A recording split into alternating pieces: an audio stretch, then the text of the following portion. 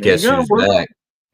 Guess who's back, You man? gotta You know love the what? internet. You gotta love modern technology.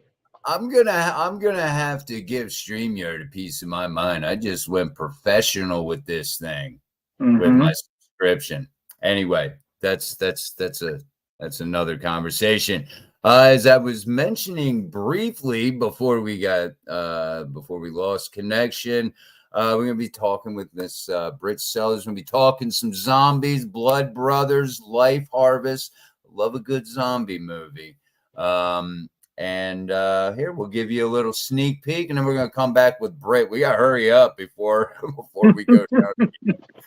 Blood Brothers, Life Harvest.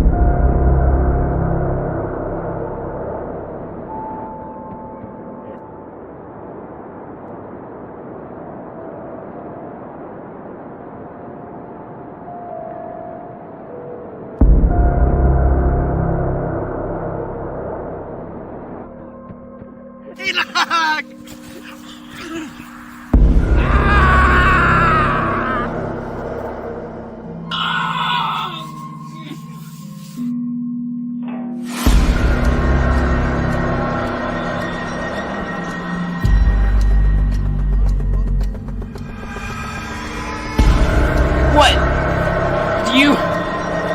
Do you think this is just happening to you? I have to save my family.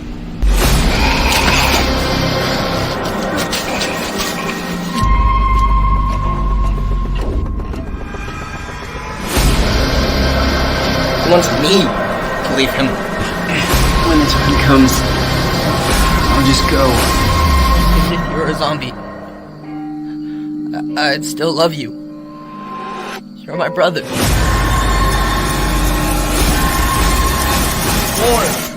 You swore you'd stay with us. I can feel everything inside of me, everything that's happening.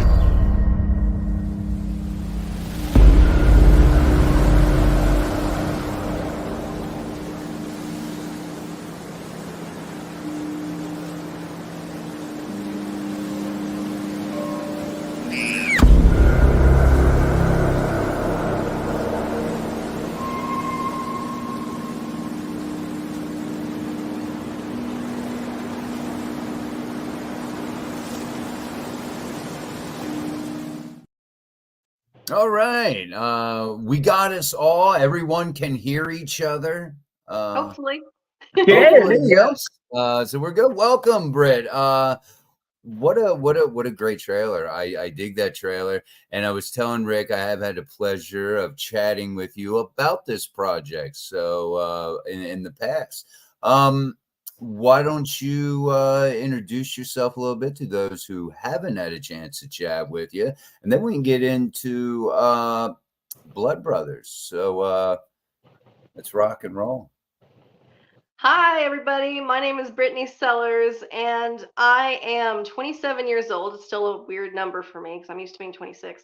But anyway, I make zombie movies, very scary, and I write horror stories. And I'm currently branching out into the erotica side of things, which is kind of fun. Anyway, so with Blood Brothers Life Harvest, it's a really different kind of zombie movie. If you've seen The Last of Us, that's the tone I was going for. It's really emotional, and it's focusing on the characters.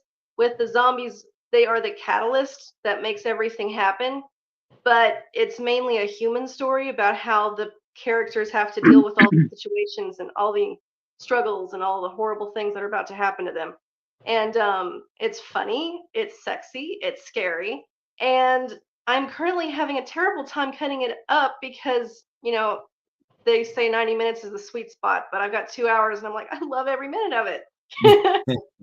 Not easy. That is, Rick. I'm sure you've gone through that in the past, man. Having to let some things hit the cutting room floor, and you don't want it to, because you want to include everything. But yeah, 90 minutes is about the sweet spot for most movies. How long did it take you to film this? It took me about 40 days to film the whole thing. It's taken me a year and a half to edit because I'm just never satisfied. It looks amazing, and the way it is right now, I love it. but people keep on telling me that it's too long, so I do have to cut it. And I'll just have a director's savage cut out there that's amazing. And for the diehard nerds that really want to see my vision. And then I'll have the 90-minute one that everybody can just watch and, popcorn thrown at the screen, stuff like that. This started out, if I remember correctly, the last time me and you spoke, this started out as a book, correct? Yes, it did. And the book is published now, so that's pretty cool. And I've got the Awesome. sequel finished, and it will be coming out later this year, probably. I have to do some tweaks on that too, but it's really awesome. And the book is available at all over the place. It's available at Walmart. It's available at Books A Million. It's published by WordWoo, so we didn't publish it ourselves, which is kind of fun. And yeah, it's really exciting. And the book is selling great, and it seems to be really popular in Australia and in England, which is fun. Yeah, I guess they love them a good zombie story down under. Yeah. that was a horrible. I've got like 6 different distribution companies from Australia also wanting to see the final draft, but since I'm still working with this 2-hour one, I'm not quite ready to send it out yet. So we did send the 2-hour version to film festivals, so fingers crossed. Awesome. Hey, we got a film festival as well. Just saying. Just throwing that out there, right? I didn't know if you knew that. That's fun. Yeah, Absolutely. I'll look into that. If you guys don't mind a 2-hour-long zombie movie, I'll send it over. Yeah, we love zombie movies. Yeah, absolutely. Did you now? Do you have a big cast and crew? With this, because this is your first movie, correct? It's my first live action. I do have an animated film in the works, which is technically my first, but because it was my first film, I'm going to go back and fix it because the early animation is not what it could be now. With the invention of AI, the backgrounds can be a hell of a lot better.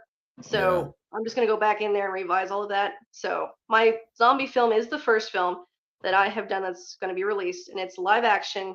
I filmed the whole thing myself because the film crew bailed at the very last second, and there was a cast shakeup at the very last second. Like everybody just suddenly bailed. They all got cold feet or something. I don't know what, but I'm really happy the way it turned out because the people that replaced the first cast are a hell of a lot better. Wow. How about that? And I'm happy with how it turned out. And I think that if I had gotten a different film crew, they couldn't have done as good a job as I did. Because not to brag, but it's hey, awesome. you pat yourself on the back when it's when it's due. Yeah, that's the crazy thing because you never know. I just did a little project, acted in my first gig, Hellvirus Haunted Asylum of Horror, and we had some actors that couldn't make it out. So we had some of us doing dual roles. But you figure that out, man. Making movies is an on-the-fly thing. You sometimes got to go on the fly with your decisions and whatnot. So maybe it worked out. Sometimes it works out better. I guess other times not so much. Because that's funny that you mentioned that because I was going to ask you, some of the hurdles with this being your first live action production. What are some other kind of hurdles that you have? Because we get some, we got some, young filmmakers just getting started, or maybe only have a film or two out there that listen to the show, because we do have a lot of people like yourself who, spend a lot of time on set, spend a lot of time behind the camera, and it's a lot of good advice. So let's throw some scary stories out there to the new filmmakers. So what are some hurdles that you had to overcome, because you obviously overcame them because you got the finished product for the most part? Scary story number 1. Never let your gigantic St. Bernard puppy around your only hard drive that has the only copy of your finished movie in it. Oops. Don't let Cujo in the room. He never acts out like this, but the one time that I had rendered out my movie, like it was seconds after it was completely finished rendering, I had one copy that had just been copied onto a different hard drive. And he picked up a pillow and slung it onto my $500 hard drive and it smashed into a million pieces on the floor. Every single copy that I had of the original scenes ruined. And I desperately went and checked to see if the final version that I was happy with had been rendered onto my computer, and it had. Like Oof. seconds before. Because if not, we'd be talking about your former Saint Bernard puppy, right? Yes. Of course, he was $2,000, so I couldn't in good faith kill him. That's just a bad investment. So No, I Oh, don't don't. buy a Saint Bernard puppy. That's just the thing to take away from this. Right. But thank God it copied perfectly. There were no glitches, and it looked great. The sound was great. Everything was perfect, and I was like, I lost all that old footage, but I wasn't going to use it anyway. So hooray! There you go. The Silver universe both lining. hates me and likes me at the same time. So what's scary story number 2? Okay, scary story number 2 is that rendering out a 4,000 pixel, 4K movie file, which is 2 hours long, onto your little laptop is going to explode its brain. And so you're going to have to buy a whole new system that you didn't really realize you were going to need, and to finish out this thing. So I used my brother-in-law, Nathan Vaughn. He's got this amazing gaming computer, so I went over there and blew it up in the meantime while I'm trying to get my system set up. So yeah, when you're editing yourself, there's things you don't really know until you get into the trenches, like how the cache files build up and explode the computer brain and stuff like that. Mm. Glitches were a major problem. They're still a problem I have to fix. Technology sucks. Yeah, sometimes. Yeah, oh, we figured that out just earlier. We're probably about 10 years away from the perfect computer that can do everything. But until then, the indie filmmaker has to struggle. So Well, those speaking of two indie are the major filmmaking, problems for me. what do you use as your editing platform? I use DaVinci, the So pro what? level DaVinci. It's great. It's wonderful. But glitches are prone to happen if your computer is not powerful enough. So the screener I've got at the moment for film festivals does have a few bugs in it, which I cannot fix until I get my new computer in. So, Yeah. you know, You have the studio version you said, or the free version? studio Okay. version. Very good. But when you're dealing with 4K, it just tends to glitch for some reason. So basically, As a technology has been my major problem. yeah, as a new filmmaker, early in your career, what about funding? What have you found, with funding your film? We've heard different stories, horror stories from Indiegogo and all these other crowdfunding platforms. How did you fund Blood Brothers here? Did you use Indiegogo or anything? We tried to do some crowdfunding, but since we're new on the scene, nobody really paid attention. So we went to our local businesses and said, "Hey, if you want to shout out in the movie, if you want to help us, we're just a bunch of nerds. We're all getting together making a zombie movie, and it's going to be great. But we're kind of broke here. Do you want to help?" And so everybody really stepped up, and they were perfectly happy to help us out. So I'm really happy to the community. And we even had like a food truck that came out to feed all the zombies tacos, which was a lot of fun. Like I felt I was gonna pass out halfway through filming this whole thing, and they're like, tacos, and I'm like, give me that thing. It was so funny because Nathan Buck, he runs the Food on the Curb, I think it's called, and he does the food truck for our area. And every time we see him when we drive past, we're like, oh look, it's our zombie food truck. It's so much fun. But it was great watching like all these blood-covered zombies with their entrails dragging on the ground, munching down on the tacos and grabbing the hamburgers. It was really fun. We took some videos, put them on Facebook. Really cool. What was who did, speaking of zombies, who did was it you did a lot of the special effects, didn't you? The primary special effects was Diana Firefly and myself. She did a lot of the props and she did a lot of the makeup. She's amazing. And she also helped me write the whole story. The book version is completely different than the film version because when you turn a book into a movie, it has to be more exciting and needs more cinematic elements. So she added a lot of the hero type elements. She added the character of Dakota. She created him. He's a wonderful, iconic character. He goes in there and fights for freedom and fights the zombies and fights the government and tries to protect the people who are just trying to survive. And he's a major part of the film, and so it was a great contribution of that. She's amazing. We're actually going to work on a comedy Shaun of the Dead type zombie movie next year. Nice. So if you guys want to come down and be funny zombies, it'd be fun. We're gonna have to follow up on that. Yeah, I ain't got nothing to do. I love your dreadlocks. They look great covered in blood. Yeah. I know, right? I mean, Yeah. these are some of my bucket lists. I want to be killed in a movie covered in blood, or I want to be killing somebody covered in their blood. Oh yeah. Or So, a mixture of the two. You get killed and you turn into a zombie, kill somebody else. It's fun. There you go. Double Got the banger. munchies. Yeah, Got the no, munchies. right? It's a good old 1-2 punch. So you pretty much that's I've never heard, I don't think, on the podcast of somebody going around in their community and That is new.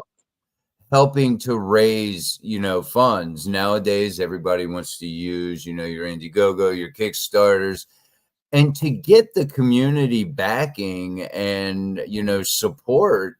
That's great, man. Yeah, really The mayors were so cool. Like they said, you have free run of the whole cemetery, and you have free run of this place over here. And in one scene, chasing chasing a horde of zombies and shooting everybody, and our hero Dakota is screaming with machine gun fire and everything, and all these zombies are swarming down some train tracks, and the zombies got a bit too excited and started chasing after the park goers and trying to eat them.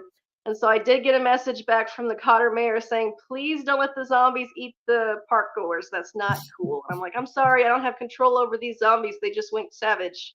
Yeah, you can't control the zombies. But that is a good note for all other indie filmmakers that may be watching now, is that I've never really heard of that method. That's really cool. You may want to try and hit up some of your local resources and see about if they'll help you out. That's a great option. And it gets a lot of people that, are local to your community, involved in the movie as well. Yeah, our whole crew is local. We just put it out on Facebook. Incidentally, everybody who saw it seemed to live within 20 minutes of us, except for some like people from England. They actually flew over to be in the film. Wow. And some people came from different states, but most of us were from Mountain Home, Arkansas. It was pretty fun. Very cool. Yeah, that's awesome. I had a question. Oh, Scoffer Studios. When did this all start? Because this is you and Diana. You guys are the two head honchos there. Scott, how did this come about? Well, we started with a script for an animated film called Dagon Troll World Chronicles, and that's the one I'm actually going back to revise. It'll be done in probably 2026. But I was trying to ship the script around, and people tried to rip us off every 5 minutes. Like they're like, "We'll make the film, but we'll own the film, and you guys can just fuck off," And we're like, "That's not going to happen." So No. we hired Tim Curry in Rebellion, and Doug Bradley from Hellraiser, and Bryce Papenbrook from Attack on Titan, and we're kind of shopping around, looking at a couple other really great people. I'd like to get William Shatner actually to get in here. But anyway, it's amazing and it's a lot of fun to make an animated film, but it's a hell of a lot of work. And with the introduction of AI, now I don't have to go and beg artists to let me use their backgrounds. I can just AI it and it'll be a lot better. So because there's a lot of challenges with the art. Every second of animation you have to like draw and sketch yourself. So just a character turning its head is like 15 to 30 frames. So our live action is so much faster. It just boom, it's done. And even though it's taken us a year and a half to finish the edits, and about a year to prepare, and then it's still faster than the animation part. So our first film, Blood Brothers Life Harvest, was made with the expertise we garnered from making our animated film. And so hiring and casting and writing it and planning it all out, it was pretty easy at that point because we knew what we were doing. Um, I actually learned how to use the Blackmagic 4K camera that I bought on set. I'm like, how do I turn this thing on? But it's easy once you get the hang of it. It's really great. If you have an eye for that, and since I'm an artist and Dinah Firefly's an artist, we kind of know which angles to shoot from and what colors that look good, and we just kind of have a knack for it. So we just write what we script. The script becomes a movie, and then it also probably becomes an audiobook. And by the time we're done, we have 5 different projects. It's the same project, and they're all great because they're backed up with a book. And it's just step by step. If you look at the massive amount of work that you're going to have to face and deal with, and all the problems that you haven't foreseen, you will freeze and say, I can't possibly do this, and go screaming off a cliff. But if you just look at it piece by piece, as in, I have 15 minutes, I'm going to write this one paragraph for the script. It's a really good paragraph, and I'm happy with it. Eventually, you have a full script.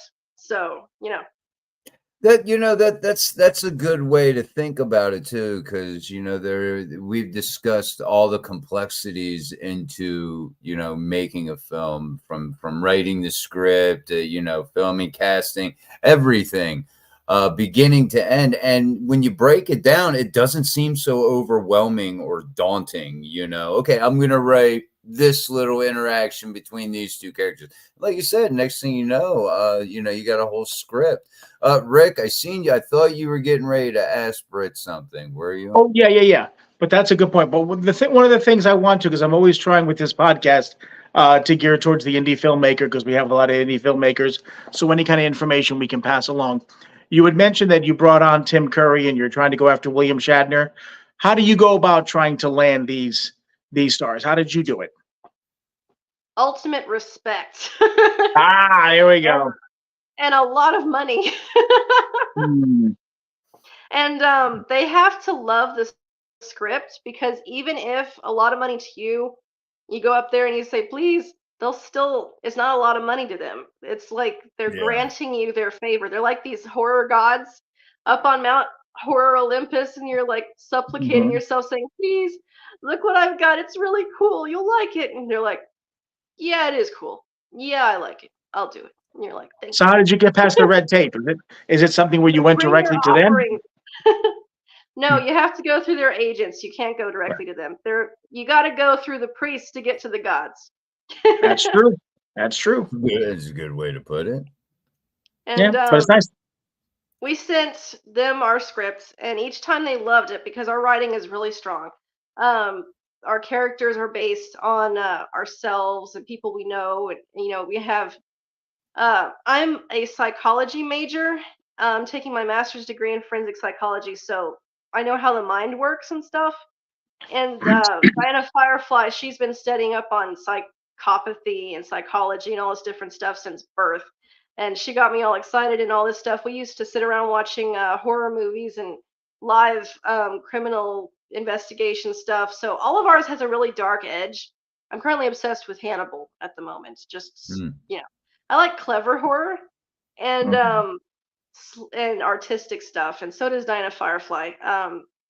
But we write these interactions between the characters, and when we send them to the actors like Tim Curry and Doug Bradley, it's not something like you're a school teacher who does nothing at all and you're over here and blah blah blah.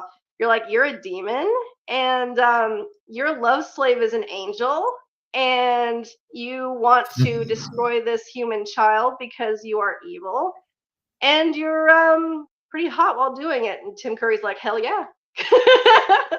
And then we tell Doug Bradley, we're like, you are a ancient horrible monster who lives in the forest. You're not supposed to exist, but you do, and you're pretty thumbing your nose at everybody. You're like, yeah, fuck you, I exist, I'll eat your face. And so he's like, yeah, I love it.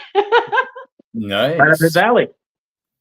Yeah. And Doug Bradley sent us his recording at 2:00 in the morning. He had recorded it himself in his private studio, I assume. because I could hear him taking it himself. He'd retake it himself, and then he'd send me the raw file. And he was chatting with me at 2 o'clock in the morning saying, "Is this what you're looking for?" I'm like, "Yeah, that sounds great." And he's like, "Or how about this?" I'm like, "Even better." And they're like, "Well, what about this part?" I'm like, "Amazing." And he's like, "Okay, thank you." And so that was really fun talking to Pinhead himself. And he Wow, sent me yeah. this god awful growl to finish off the lineup. And so I went over to Diana Firefly and snuck in her bedroom, and I turned it up as loud as it could go. And then I let Doug Bradley go, "Roar!" in her ear. And so she screamed and sat up and straight out of a dead sleep and was like, "What's going on?" That was a lot of fun. Very cool. Yeah, that's awesome. Anything? What do you have? What does Scoffer Studios have in store for the future? Or can you tell us? We're always looking for indie horror I junkie can drop exclusives. some hints. At the Okay. moment, we have to get distribution for Blood Brothers Life Harvest, which is a whole new set of beans. I've never done this before. And so it's kind of daunting. But in the future, we are going to make a Shaun of the Dead type zombie movie, which has never been done before in this category. We've got some really fun things in store, which I cannot speak about because it's never been done before. So until that is finished and ready to come out, that's coming up. So it's going to be our first zombie funny movie because I've been in the dark, scary, you know, the Last of Us serious type zombies. And Diana Firefly wants Shaun of the Dead and Zombieland. So that's what we're going for Yeah. next. I'm currently writing a story that's Frankenstein based, but it's sexy. So that's also coming up. And yeah, we got a lot of fun stuff coming up. Diana Firefly is currently working on children's books, and all her children's books are kind of spooky. And she's just released Over the Hills and Far Away, which is kind of Coraline esque. Um, it looks cute and charming on the surface, but it does get really spooky in when you get in there. And so, Over the Hills and Far Away is going to be an audiobook. That's our next major thing that's coming out soon. So, it's basically finished. Of course, we have Dagon Troll World Chronicles with Tim Curry and Doug Bradley, but since it is animation and I want to go back and make it the best I can possibly make it, it will take another 2 years to finish. We have all the audio, we have all the scripts, we have all the character sketches. We do not have finished animation. So, that is the next step for that one. Oh, and we have Olax doing the audio for that, which is really cool. And they're a all-female group. Scoffer Studios, we do a lot of minority-focused casting, and we do a lot of minority-focused additions to the crew. We love just everybody. Anybody, if you're amazing, we want you, no matter what you are. Like, we don't care. If you're a unicorn or an alien or Bigfoot, come on board. That's great. But yeah, we got a lot of stuff in the works. It's gonna be cool. That's great. 'Cause staying busy. My goodness. What got you into wanting to make films? Is this, you mentioned Diana, was always into the darker stuff, and as a kid, were you the same way? What got you into wanting to make films in particular? Well, my favorite book when I was growing up, everybody else was obsessed with like the hound dog detective. I don't even know what he's called, but all these children's books. They're obsessed with children's books, and I'm like, I like Lord of the Flies, and they're like, what's that? And I'm like, oh, a bunch of boys are out on an island and they kill each other, and there's a demon pig head, and it's just so much fun. And they're like, you're scaring me, go away. And so when you scare off most of your friends, you have a lot of time to work on stuff yourself. And since Diana Sure. Firefly was like, I love Lord of the Flies, let's go and watch creepy movies together, I'm like, that's more my speech. Diana Firefly is my best friend. So we just kind of like bonded over horror and monsters and creepy stuff. And so I think the first movie I can actively remember watching and having like a self-awareness spawn in moment was The Thing. Like I was like 8 and I was watching The Thing and I thought, damn, that is amazing and it's scary and it's just probably a bunch of spaghetti being slung at the TV, but it's great. And I thought if I ever have the capability of making something like that, it will be the pinnacle of my existence. And I was like 12, and so I started writing little scary stuff. Like I love when the main characters in movies are like brutalized. All the other kids are like, "No, don't hurt the main character. I'm crying now because they're hurt." And I'm like, "Die." Yeah. So yeah, I was a bit dark. And so Diana Firefly, we sit around watching scary stuff. We discuss psychopathy. We discuss all kinds of horrible, sick stuff. It's great. So what did the I- name? The only thing is, Oh, I go ahead, can't get her to watch Hannibal because she's Yeah. like, I don't have time. And I'm like, so what if it's like 20,000 hours long? It's so fun. Where did the name Scoffer Studios come from? Where'd Scoffer come from? What's that about? Well, when we first started out, there was a lot of guys in the industry that hated us because we're all women. We're a woman-owned studio, and we'd come on there respectfully and say, "Do you have any tips?" And they're like, "Yeah, quit." And we're like, "What?" And they're like, "Just stop. You can't do any of this. You guys are little girls and you're stupid." And we're like, "Fuck that." And so we scoff at them, and Dinah Firefly said, when people tell me that, I just scoff at them. I've been scoffing at people since birth, and I'm like, "That's great for a name." And she's like, "You're right." And I said, "Should we make that new movie?" And she's like, "No, let's make it our studio." So we're like scoffing at everybody. There So we're you go. scoffing people. We scoff at everyone that says you can't. How tough was that, Britt? Because I do, once you mentioned that, I do remember us talking about it before, about it being a predominantly, I guess, male, ran industry. And you have this group of women that's coming in making zombie movies, and, you're kind of looked down on. I mean, how tough was that? I mean, you seem pretty strong-willed and like nothing's gonna stop you type deal, but that had to be hard. I mean, was it hard to keep that motivation up? When I was about 17, and the first time they told me that, I spent all day crying because I was 17. And since then I realized that it's not us at all, it's them. Nope. They're just the Right. way they are, and you can't stop them. Like when I was about 23, I had been in contact with this film producer, and we were talking and everything. And then he propositioned me, and I'm like, I must have misunderstood that. And I tried to like reopen the conversation. He did it again. And I'm like, I don't understand what's happening. And then I realized he only is interested because I'm a girl, and they want me to fly over there and do something weird, and I'm not going to. So that conversation ended very quickly. But you meet a lot of that when you're a female movie producer, and it's not framed as it's not right out there in your face, but it's implied heavily that in order to get X you have to do Y and stuff like that.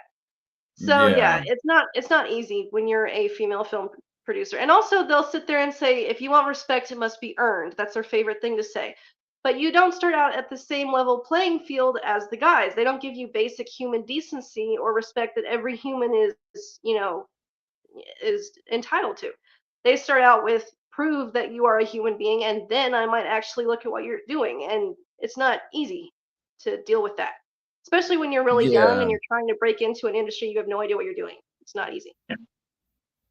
That's nuts. I mean, there's enough of this pie to go around. I mean, there's no reason that it has to be, just all ran this way. Nope. Or, oh, you're a woman, you're a tiny woman, you can't make, movies, or It's also it's also, propositioning, if you want X, you got to do Y. That's whoa, easy, man. I just want to make it's also not it's not just the guys. There's this thing, it's queen bee syndrome. They're like, I'm the only girl that can be up here and I'm going to shove you off. I have run into some of those. It's not as often, but it's also not helpful. I mean, we should all help each other. It shouldn't be a big competition. There's a huge industry out there. We are not the enemies here. We're all in this together. It's not a competition.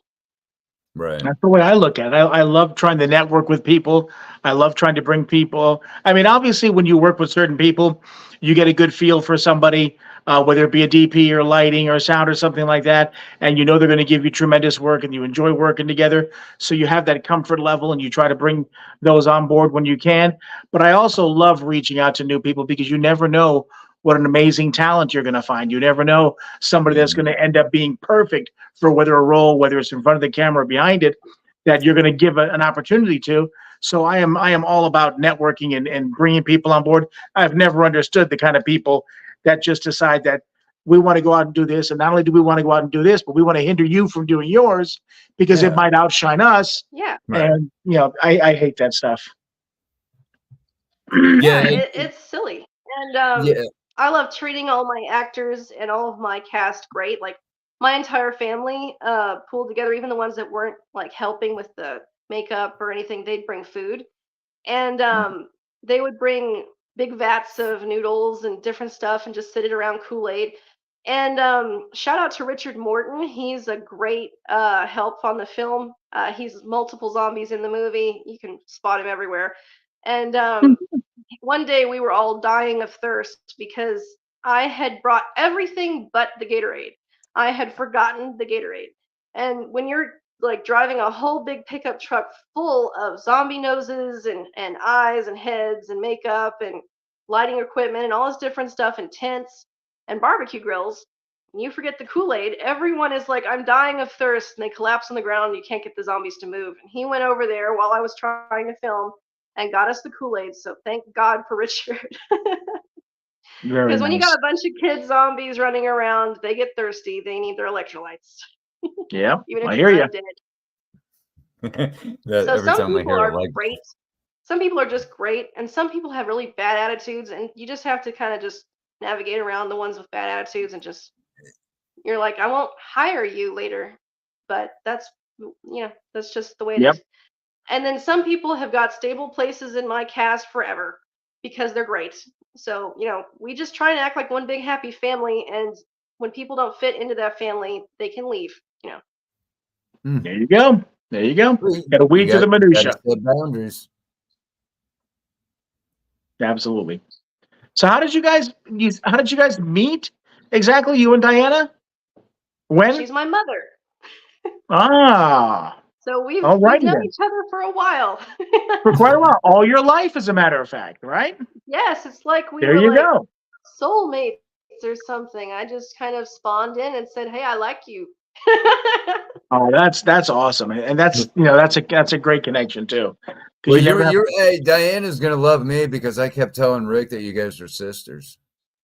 I know. Well, everyone thinks that, and I don't really care one way or the other. She's always like, "No, she's my daughter," and I'm like, "Don't worry about it, Mom. I don't care. You can be I my never knew sissy. that. I don't mind." I never knew that. That's really cool. I like Yeah, that a lot. that is awesome. To be able to, create something like this, with your mom.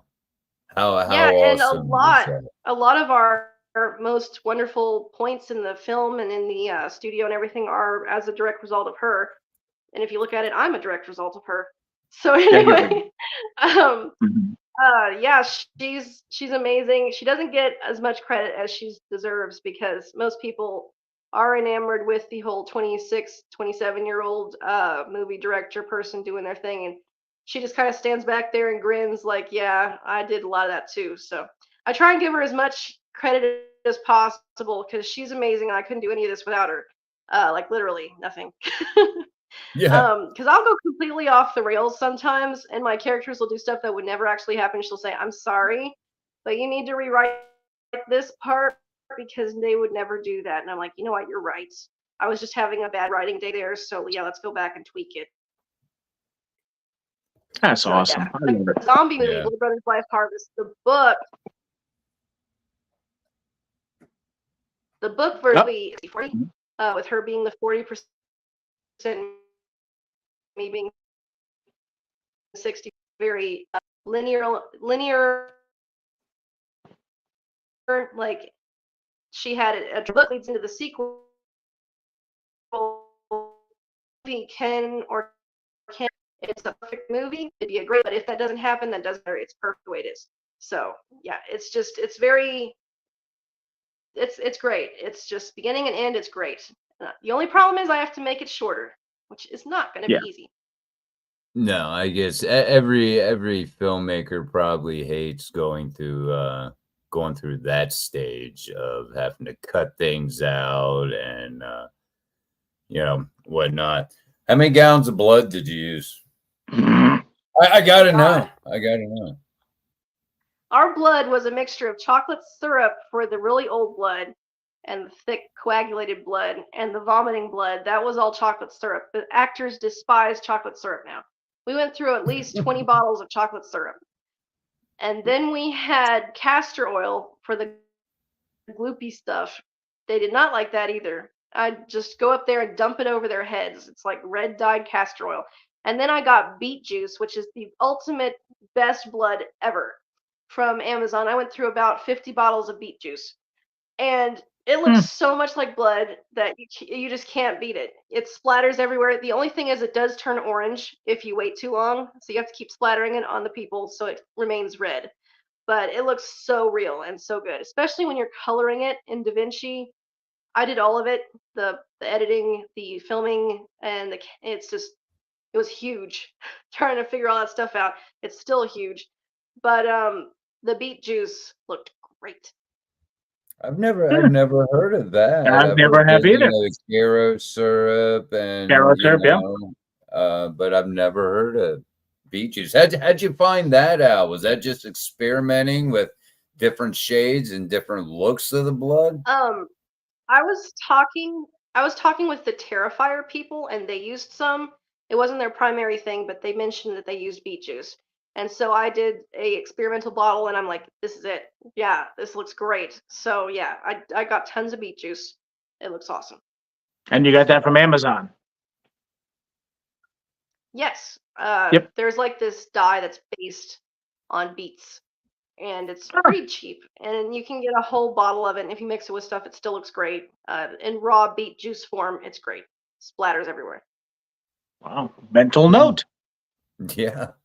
Mental note. Now you mentioned that talking you and Diana, your mom likes to talk about psychopathy and things like that.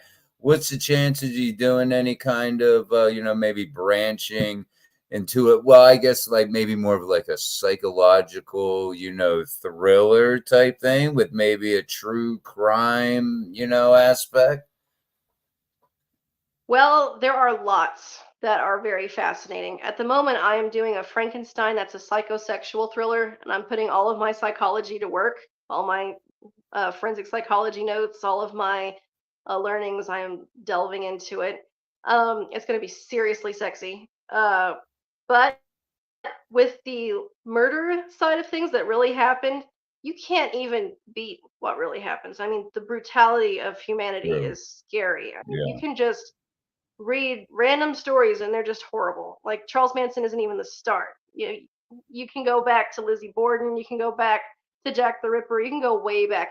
I have a theory that Jack the Ripper was actually a woman, which is kind of fun, based on testimony by Aberline and stuff like that. They all assume, even the guy who wrote Sherlock Holmes said, I think that you guys are looking for a woman, not a man who was Jack the Ripper. And it's a very fascinating theory. I've heard that theory in the past. Yeah. Yeah, there's real murders that are really interesting that you can delve into. If I had to pick a murder that I was going to actually do, I think I would do Lizzie Borden, because it's just so scary the way that she just calmly killed everybody and then kind of just got away with it. I love that. I'd love to go back into that terrifying time period where everything was just so old, and they're like, a girl couldn't kill everybody. And I'm like, yeah, they could. So yeah, I do. I didn't like the way you laughed right there. Say a girl can kill everyone. I would definitely do Lizzie Borden if I was going to do a live, real life murder that happened. That's what I'd probably do. Wow. I don't think she gets enough exposure. I mean, I can't remember the last project about Lizzie Borden that's come out. Yeah, they're kind of It's just been a forgetting few. about her. I mean, Yeah. come on, she's creepy. There's nothing Mhm. there's nothing creepier than like that time period anyway. That's true. That's Everything's true. candlelit and scary, and you got a hatchet. I mean, that's fun. Yeah. What could go wrong, right? I know, right? That is a crazy time, in that particular era that happened, that you would think a lot more. I mean, they everything was a hatchet back then. So I mean, that just seems to be the foundation for a horror movie. Yeah, and the psychological chaos around the Salem witch trials was also interesting because I'm Yep. Yeah. currently doing a semester in forensic psychology on child testimony and how susceptible they are to suggestion. And if if you look at what happened with the Salem witch trials, you cannot blame the children. You have to blame the people questioning them because, you Sure. know, when with children, if you ask them a question and you don't accept what they say, then they will eventually switch their story to whatever you want to hear so they can cut the interview short and go back to doing Right. whatever they were doing. Like even in the McMartin preschool situation where they were convinced that there was child molestation going on with all the preschools in like the 80s. um, the people investigating basically created their own witch trial. They just took all these kids and they would pressure them and they'd say, your buddy said that this guy did this. So did he do it to you? And they're like, no. And they're like, no, you have to say that he did. Did he do it? And they're like, no. And they're like, we're not going to let you out of this room or let you go to the bathroom or let you eat anything until you say, yes, he did that. And they're like, Right. okay, he did it. Yeah. And with the Salem witch trials and stuff, you know how aggressive they must have been with their investigation of these girls. They're like, we're gonna make you're in trouble. There's Satan involved. We're all looking at you. We're gonna blame you for this unless you point the finger at somebody. So who did it? Was it that girl I don't like very much? It must have been her, right? So yeah, children are very susceptible to suggestion and coercion, and they don't have the understanding. You can suggest something to a child long enough that they will believe it. Like, so the Salem witch trials, the psychology behind that is a trip. That's another one I would do. So yeah, Lizzie Borden or the Salem witch trials, it's a toss up. They're both great. Oh yeah, Absolutely. no, I could definitely see, a Lizzie Borden. Because there hasn't been, really nothing made or even, entertaining that story. I guess that's a weird choice of words, but you know.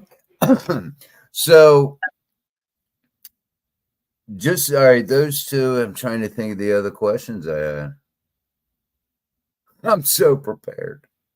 Well, we had some hiccups at the beginning and stuff like that, but obviously we're getting to Yeah. the end of our show here. So we already touched on some of the stuff that you've got coming up and everything. We touched on a lot of really cool things that we've never talked about before, like Beet Juice for Blood and how you Yeah. raised your money for your films. I mean, that's all the kind of stuff that I love hearing about because, like I said, we have a lot of indie filmmakers and stuff like that that watch this show and actors and actresses. And we all talked about you getting Tim Curry and Doug Bradley, which hats off to you. Those are two of my favorites of all time. So Yeah. fantastic. So as we're getting ready to get out of here, is there anything that you want to make sure that people know about, or any websites you want to point people to, or anything like that that they can interact with you? You can follow me, Brit Sellers. I'm on Facebook. You can also follow all of our projects. Blood Brothers Life Harvest is a book, and you can buy it now from anywhere online that sells books, Walmart, Barnes and Noble, etc. Um, and if you do, I love hearing about it. If you guys want to leave a review, I love hearing what you guys think. And Blood Brothers Life Harvest is coming out soon, as soon as we find a good distribution company. And we've got Over the Hills and Far Away, which is Diana Firefly's spooky book that she wrote for children. If you have little gremlins that you want to scare before they go to sleep, or you just have someone who likes The Hobbit and stuff that's a bit more complicated than, Miss Rabbit goes to the supermarket, then yeah, go check out Over the Hills and Far Away by Diana Firefly. Diana Firefly is also on Facebook. You can follow her. You can check out Scoffer Studios Productions, follow that. Just check out our stuff. We have blooper reels on YouTube. We have fun Love interviews blooper all over the place. Just check us out. We're cool. Absolutely. And I can attest to that because it's the second time I had the pleasure of speaking with Brit, and it was no different the first time. You guys got to All come right, down then. to be zombies next year. Oh, hey, you name the date and the place. I'll be there. Field trip. Field, yeah. Yeah, it'd be Yep. great. Now cover your dreadlocks in beet juice. Oh, Nice. nice. So it'll look like Carrot Top when it's all said and done, right? Yeah, it turns orange. Yeah. I love it. All right. Well, once again, thank Awesome. you so much for joining us. We're going to Yeah. close the show out here real quick, but hang on. Once we get done and we close it out, we'll come back and give you a proper goodbye, okay? All Okay, sounds good. right. Thanks a lot for joining us, all right? Thank you, Brit. All right. Awesome. Mhm. Man, I've never heard of Nope. beet juice, and Never. I've never heard of somebody funding a campaign by going That's a around unique their concept. community. That Yeah. is, I've never heard that before. Because most people's go-to is either Yep. they fund it themselves or they do crowdfunding. Or they do crowdfunding. Or And, maybe some people have a particular investor that they hit up from time to time, but I've never heard about going through the public resources like that. That's a very intriguing concept. Yeah, oh, for sure. So once again, a great show, great guest. I wish Britt and Diana all the best of luck in the future. A lot of projects. These women are staying busy. And speaking of somebody who stays busy, next week we have Nicole Butler Vegas on. Yep. I am new to this person. She's a host, interviewer, actress. Clown Motel, 3 Ways to Hell. I don't have my glasses on, so I can't Marriage read. Marriage Bites. Oh, Skate to Hell. Skate to Hell. Yeah. So another fun-filled episode. Mm-hmm. Hopefully StreamYard will allow us to do it uncontested. In one take, maybe. In one would take. be nice. Wouldn't that be sweet? Man, 2 out of the last 3 podcasts have done this. Knock on wood, Otis. Knock on wood. You knocked on for Micah, so That's right. That's probably what jinxed us. that is what jinxed us. All right. So well, Rick, you want to take us out, brother? Yes, sir. All right. We'll see you next Wednesday.